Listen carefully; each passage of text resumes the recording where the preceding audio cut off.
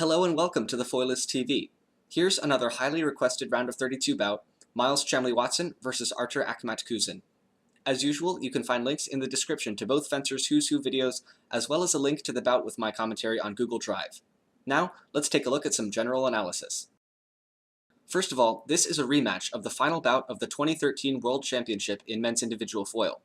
Miles won that bout 15-6, making him the first US foil world championship in history.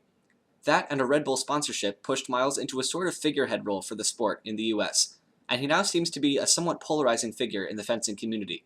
But pretty much everyone agrees that Miles is a very inconsistent fencer. Case in point, the Miles in this bout was not the Miles who won the World Championship in 2013. But even on his offest of off days, he's still no pushover, so it was hard to call a favorite going into this bout. Miles set up almost all of his actions in one of two ways, with point and line or not at all.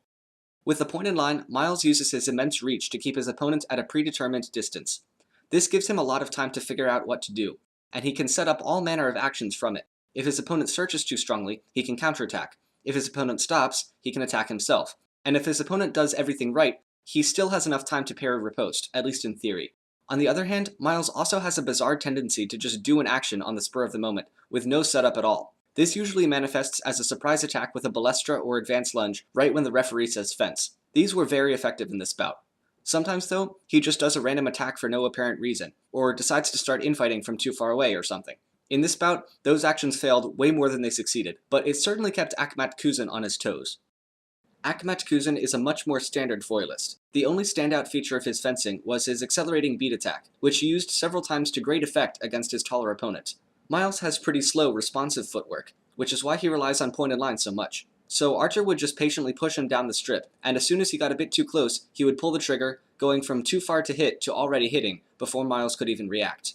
Of particular interest are the first few touches, where he was experimenting with different timings and distances. He also turned the same preparation into a beautiful counter time once or twice. Miles got a very small early lead, but when Akhmatkhuzin figured out how to attack, he took and maintained the lead and the initiative for pretty much the rest of the bout. Miles was able to stay pretty close though, simply because he kept surprising Akhmatkhuzin with attacks right off the line or at other random times. He didn't necessarily hit with those surprise actions, in fact a few were just straight up bad, but Akhmatkhuzin never really knew what to expect, so he couldn't be as aggressive as he would have liked. But Akhmatkhuzin always had an answer for those few actions he could predict, and that was all he needed to take the bout with a score of 15-13. He went on to face Alex Macialis in the round of 16.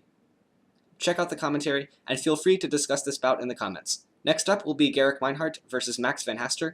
Thank you very much for watching, and as always, stay sharp.